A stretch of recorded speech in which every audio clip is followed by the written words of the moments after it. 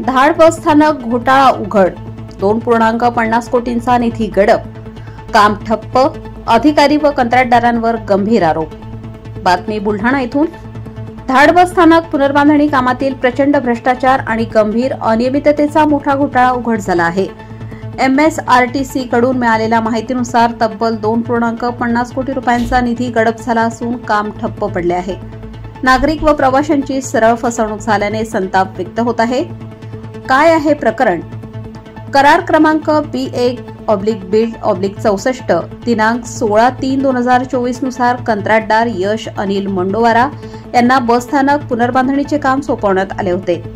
कार्यादेशाप्रमाणे 15/2/2025 पर्यंत काम पूर्ण व्हायला हवे होते, मात्र आजतागायत फक्त 65% कामच झाले।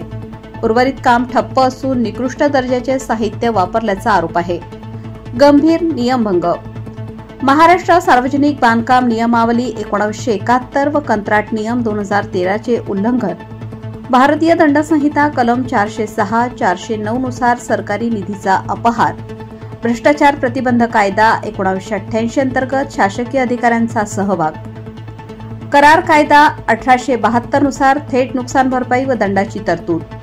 नागरिकांची जोरदार मागणी। उच्चस्तरीय चौकशी करून दोषींवर फौजदारी गुन्हा दाखल करावा। भ्रष्टाचारात सामील कंत्राटदार व अधिकाऱ्यांवर PCA 1988 अंतर्गत कडक कारवाई व्हावी। कंत्राटदाराला कायमस्वरूपी ब्लॅकलिस्ट करावे। करारभंगाबद्दल दंड आकारून जनतेचे नुकसान भरून काढावे। CAG/AGI स्तरावर ऑडिट करून अधिकाऱ्यांना शिक्षा व्हावी। प्रवाशांच्या सोयीसाठी काम तातडीने पूर्ण करून बस स्थानक उपलब्ध करावे। स्पष्ट इशारा।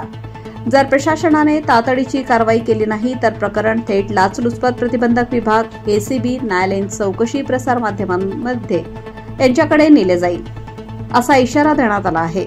तक्रारदार विलास किशोर जाधव, उपाध्यक्ष सोशल मीडिया बुलढाणा, रिजवान खान जिल्हा संपर्क प्रमुख बुलढाणा, जाकीर मिर्झा जिल्हाध्यक्ष सोशल मीडिया बुलढाणा, अन्याय अत्याचार भ्रष्टाचार विरोधी समिती महाराष्ट्र राज्य। कायदा लाईव्ह बातमीसाठी बुलढाणा जिल्हा प्रतिनिधी जाकीर मिर्झा, संपादक सौदागर मोहम्मद रफी। ताज्या घडामोडी जाणून घेण्यासाठी कायदा लाईव्ह न्यूज या YouTube चॅनलला सबस्क्राईब करा, बेल आयकॉनवर क्लिक करा, लाईक, कमेंट, शेअर करायला विसरू नका।